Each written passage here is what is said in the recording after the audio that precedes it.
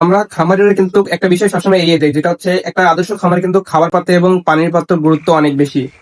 আমরা কিন্তু অনেক খামারেরাই এই বিষয়টা এড়িয়ে যাই। যেমন আমরা ছোট অবস্থায় কিন্তু প্রত্যেকটা ১,০০০ ব্যাচের খামারে কিন্তু আপনাকে ২০ থেকে ২৫টি আপনার ছোট পানির পাত্র এবং খাবার পাত্র লাগবেই। এক্ষেত্রে হয় কি আপনার বাচ্চাগুলো স্বাচ্ছন্দ্যের মতো অনেক খাবার গ্রহণ করতে পারে এবং আপনার বাচ্চা অবস্থায় একটা ভালো যদি খাওয়াইতে পারেন সেক্ষেত্রে একটা ভালো গ্রোথ আসার সম্ভাবনা থাকে।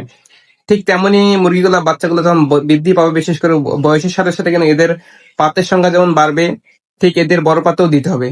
ঠিক আপনি মাঝারি থেকে বিক্রি অবধি পর্যন্ত আপনাদের কিন্তু বড় পানির পাত্র, বড় খাওয়ার পাত্র কমপক্ষে ১,০০০-এর জন্য ৩০ থেকে ৩৫টা প্রয়োজন হবে।